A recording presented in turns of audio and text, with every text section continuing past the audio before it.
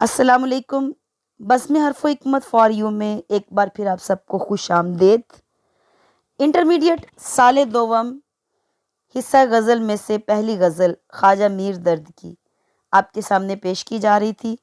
آج اس غزل میں سے شعر نمبر 2 اور 3 کی تفصیلی تشریح، قرآنی آیات و حدیث سے حوالہ، متعلقہ اشعار، فکری اور فنی جائزہ آپ کے سامنے پیش کیا جائے گا۔ پہلے ایک بار پھر ذہن میں یاد رہے کہ خواجہ میر درد 1721 میں پیدا ہوئے۔ دہلی کے نامور شاعر اور نقش بندی سلسلے کے معتبر بزرگ تھے۔ اردو غزل میں تصوف، توکل، اخلاق کی جو پاکیزگی درد کے ہاں ملتی ہے وہ کسی اور شاعر کے ہاں نہیں ملتی۔ درد کی شاعری سوز و گداز، عجز و انکسار اور صفائے قلب کا آئینہ ہے۔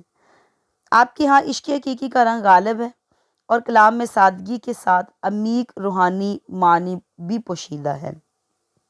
شعر نمبر 2 دیکھیے، شاعر کہتا ہے، جاں سے ہو گئے بدن خالی، جاں سے ہو گئے بدن خالی، جس طرف تو نے آنکھ بھر دیکھا۔ یعنی اے محبوب، تو نے جس شخص پر بھی ایک بھرپور اور التفات امیز نظر ڈالی وہ اپنی ہستی سے بے خبر ہو گیا اور اس کے جسم سے روح پرواز کر گئی، یعنی وہ بے سدھ ہو گیا۔ شاعر کہتے ہیں کہ اے محبوب، خالق حقیقی سے مخاطب ہے، تو نے جس طرف بھی محبت، جلال یا عنایت کی نظر ڈالی وہاں سے روحیں پرواز کر گئی، جسم بے جان ہو کر رہ گئے۔ یعنی تیرے جلوے یا ایک تجلی کی تاب عاشق نہیں لا سکتا، اور تیرے ایک جلوے کی تجلی کی وجہ سے عاشق اپنی ہستی سے بے خبر اور فنا ہو جاتا ہے۔ یعنی اس شعر کے اندر تجلی الہی یا جلوہ محبوب کا اثر ایسا تابکن ہوتا ہے کہ انسان اپنی خودی اور وجود کو فراموش کر کے فنا کے مقام پر پہنچ جاتا ہے۔ محبوب کا ایک نظر دیکھنا عاشق کے لیے زندگی اور موت کا فیصلہ کر دیتا ہے۔ آنکھ بھر دیکھنا ایک محاورہ بھی ہے، یعنی کامل توجہ اور جلوہ گری کی علامت بھی ہے، اور بدن کا جان سے خالی ہونا اس کے 2 معنی ہیں، یاد رکھیے گا۔ ایک ظاہری طور پر حیرت اور استغراق میں بے ہوش ہو جانا، جیسا کہ حضرت موسیٰ علیہ السلام نے جب اللہ تعالیٰ سے درخواست کی کہ آرینی میں تجھے دیکھنا چاہتا ہوں، تو اللہ تعالیٰ نے قرآن پاک میں ارشاد فرمایا کہ جب ہم نے اپنا جلوہ کوہ طور کے اوپر ڈالا تو وہ ہیبت کے ساتھ پاش پاش ہو گیا اور موسیٰ علیہ السلام بے ہوش ہو گئے۔ اب ظاہری طور پر جو ہے نا، جب جلوہ دیکھا جائے تو حیرت اور استغراق میں بے ہوش ہو جانا، اور صوفیانہ طور پر اگر دیکھا جائے تو اپنی خودی، اپنی انا اور دنیاوی وجود کو ختم کر دینا، فنا کر دینا، اور یہی فنا فی المحبوب ہے۔ صوفیاء کے نزدیک جب سالک یعنی جو راہ سلوک پہ چلنے والا مسافر ہوتا ہے، جب سالک پر تجلی ربانی کا نزول ہوتا ہے تو وہ اپنی ذاتی ہستی کو کھو کر باری تعالیٰ کی وحدت میں گم ہو جاتا ہے، محو ہو جاتا ہے۔ یہ شعر عشق حقیقی اور مجازی دونوں تناظر میں دیکھا جا سکتا ہے۔ صوفیانہ نقطہ نظر سے اللہ تعالیٰ کا جلوہ اس قدر جلال والا ہوتا ہے کہ انسان اس کی تاب نہیں لا سکتا، اور دنیاوی عشق میں محبوب کا ایک نظر دیکھ لینا اس قدر گہرا اثر ڈالتا ہے کہ انسان اپنے ہوش و حواس سب کچھ بلا بیٹھتا ہے، سب کچھ ہار دیتا ہے۔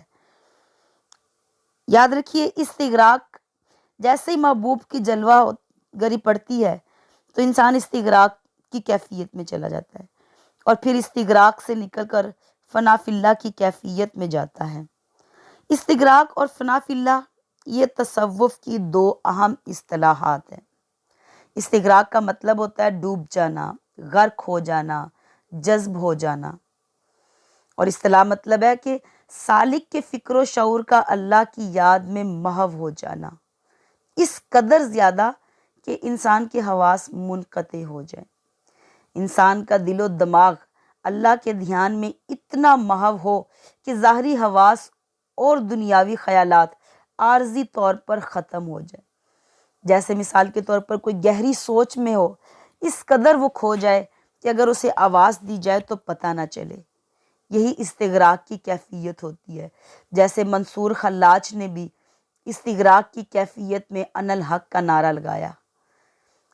کہا جاتا ہے کہ جب وہ استغراق کی کیفیت میں انا الحق کا نعرہ لگاتے تھے تو لوگوں نے جب ان کے ارد گرد کے لوگوں نے ان کے اوپر جب فتوے دینے شروع کیے تو آپ فرماتے اب جب میری یہ کیفیت ہو، منصور خلاج فرماتے کہ اب جب میری کیفیت ہو تو مجھے تلوار کے ساتھ قتل کر دینا، چونکہ حکم جو ہے وہ ادب پر فوقیت رکھتا ہے۔ جب آپ کی یہ کیفیت ہوئی، آپ کی عقیدت مندوں نے آپ کے اوپر جیسے ہی تلوار کا وار کیا تو تلوار جو ہے وہ آپ کے جسم کے آر پار ہو گئی۔ یعنی جب انسان کے اندر استغراق کی کیفیت ہوتی ہے اور وہ اپنے خواہشات، اپنے ارادے سب ختم کر دیتا ہے، اپنی خودی کو ختم کر دیتا ہے، تو پھر وہ ایک ایسی کیفیت میں ہوتا ہے کہ جب اس کا جسم روح کی طرح پاکیزہ اور لطیف ہو جاتا ہے اور دنیاوی اور مادی چیزیں اس کے اوپر اثر نہیں کرتی۔ یاد رکھیے استغراق کو فنا فی اللہ کی پہلی سیڑھی کہا جاتا ہے۔ فنا کا مفہوم ہے ختم ہو جانا، اور فنا فی اللہ سے مراد ہے سالک کی اپنی خواہشات، ارادے اور نفسیاتی تقاضوں اور انا کو اللہ تعالیٰ کی رضا کے لیے اور اللہ تعالیٰ کی محبت میں ختم کر دینا، یہ فنا فی اللہ کہلاتا ہے۔ لیکن یہ آخری منزل نہیں ہے، بلکہ اس کے بعد بقا باللہ کا مقام آتا ہے۔ مطلب بقا مطلب اللہ کی عطا کردہ روحانی زندگی کے بعد وہ دنیا میں دوبارہ واپس آ کر انسان کی ہدایت اور شریعت کے مطابق زندگی بسر کرتا ہے۔ تو اس شعر کے اندر عشق مجازی اور حقیقی دونوں معنی سے جو ہے مفہوم پایا جا سکتا ہے۔ قرآن پاک میں بھی اللہ تعالیٰ نے ارشاد فرمایا وَلَمَّا تَجَلَّى رَبُّهُ لِلْجَبَلِ جَعَلَهُ دَكًّا وَخَرَّ مُوسَىٰ صَعِقًا، بس جب اس کے رب نے پہاڑ پر تجلی فرمائی تو اسے ریزہ ریزہ کر دیا اور موسیٰ علیہ السلام بھی ہوش ہو کر گر پڑے۔ حدیث پاک میں نبی کریم صلی اللہ علیہ وسلم کا حدیث پاک کا مفہوم ہے اللہ تعالیٰ کا حجاب نور ہے، اگر وہ اسے اٹھا دے تو اس کے چہرے کی تجلیات اس کی مخلوق میں وہاں تک جلا دے جہاں تک اس کی نظر جاتی ہے۔ اس لیے شاعر کہتا ہے پڑتی ہے کس کی چشم خریدار پر نگاہ، ہم تو بکے ہوئے ہیں طالب کے نام پر۔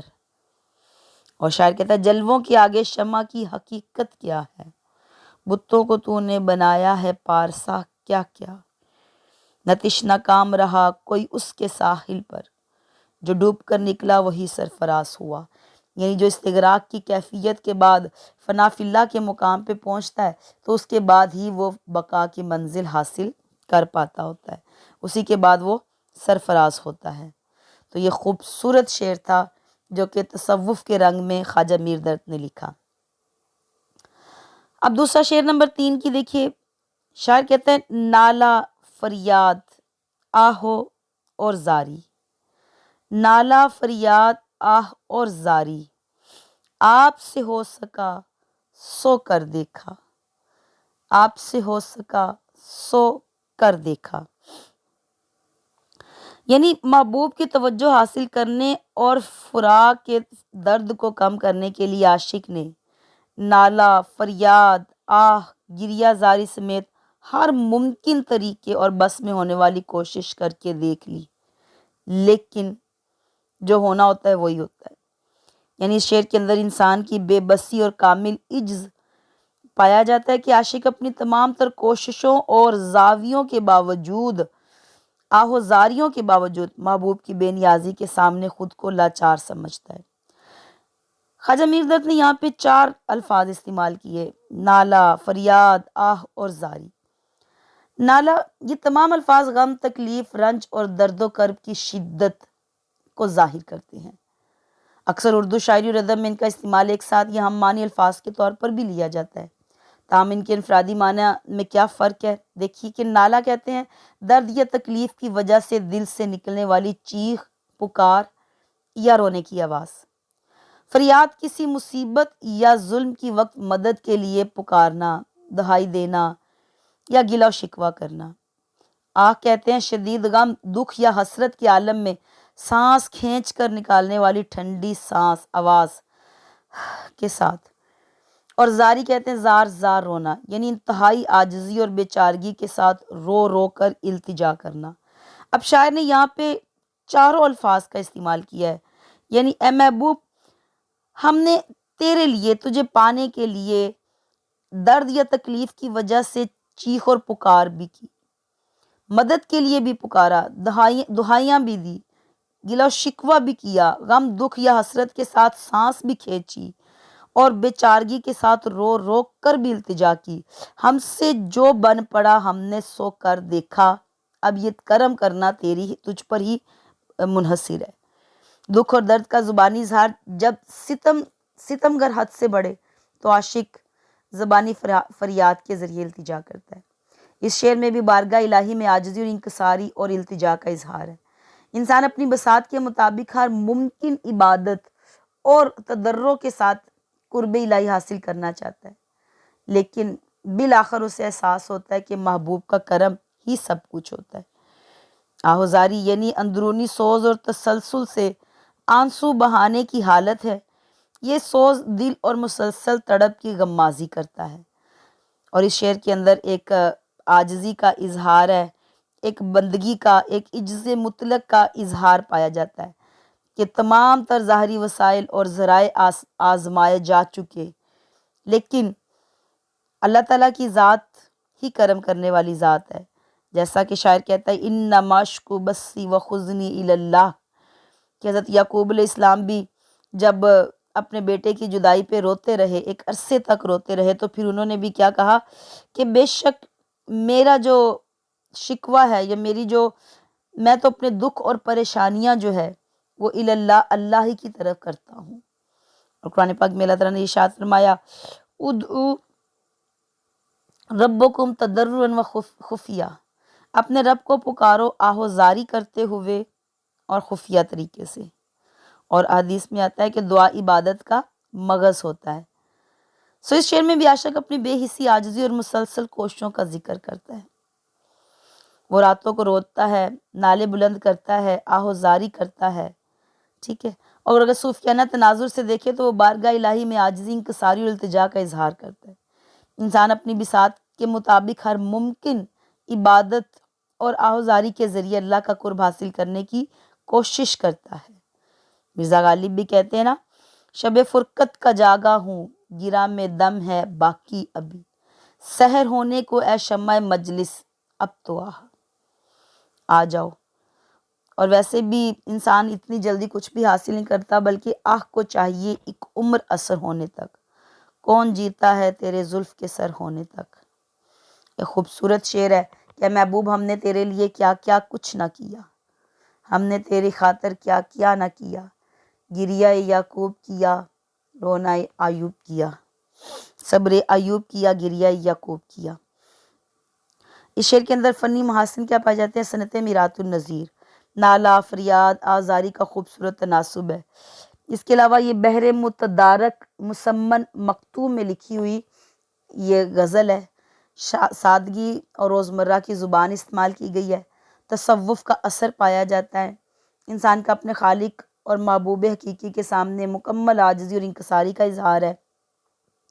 یاد رہے خواجہ میر درد کی غزل میں غم کا اظہار تصنع سے پاک ہے، بناوٹ سے پاک ہے۔ آپ کا کلام دراصل سوز دل اور واردات قلبی کا سچا ترجمان ہے۔ اس امید اور دعا کے ساتھ کہ آج کا یہ خوبصورت دن ہم سب کے لیے ڈھیروں خوشیاں لے کر آئے، شکریہ۔